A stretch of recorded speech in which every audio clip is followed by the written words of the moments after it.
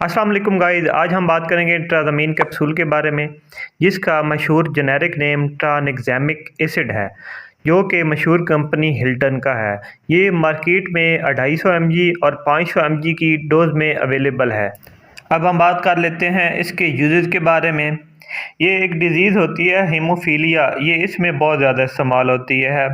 ये एक ऐसी कंडीशन है जिसमें आपकी बॉडी के अंदर ब्लड क्लॉटिंग प्रोटीन की कमी हो जाती है। मतलब कि ऐसी प्रोटीन जो हमारे खून को मुंजमद रखती हैं।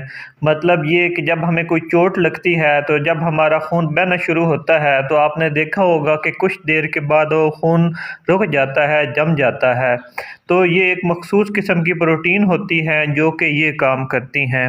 अगर ऐसी प्रोटीन हमारे जिस्म में कम हो जाए या उनकी कमी हो जाए तो जब हमें चोट लगेगी तो हमारे जिस्म का सारा खून निकल जाएगा, बह जाएगा, क्योंकि उनको रोकने के लिए कोई प्रोटीन ज़्यादा हमारे जिस्म में मौजूद नहीं होंगी। तो अगर आपकी ऐसी कंडीशन है तो इसमें ट्राज़ामीन कैप्सूल दिए जाते हैं। जब आपको कोई चोट लगती है, खून ज़्यादा निकलता है तो ट्राज़ामीन कैप्सूल का इस्तेमाल करवाया जाता है, जो कि ब्लड क्लॉट बना देता है और ब्लड को रोक देता है। इसके अलावा हेमरेज में इसका इस्तेमाल करवाया जाता है।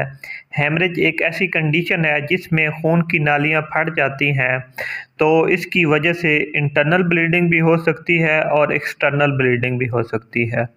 इसके अलावा एपिटैक्सिस में भी इसका इस्तेमाल करवाया जाता है।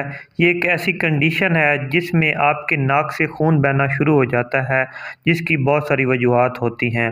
तो उसको रोकने के लिए भी ट्राज़ामीन कैप्सूल का इस्तेमाल करवाया जाता है। इसके अलावा जब लड़कियों को पीरियड्स होते हैं तो उसमें कई दफ़ा बहुत ज़्यादा ब्लीडिंग हो जाती है।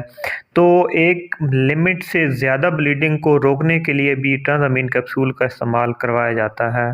ये मार्केट में कैप्सूल फॉर्म और इंजेक्शन फॉर्म में अवेलेबल हैं। अगर हम मेडिसिन ग्रुप की बात करें तो ये एंटी फिब्रिनोलाइटिक्स ग्रुप में आती हैं।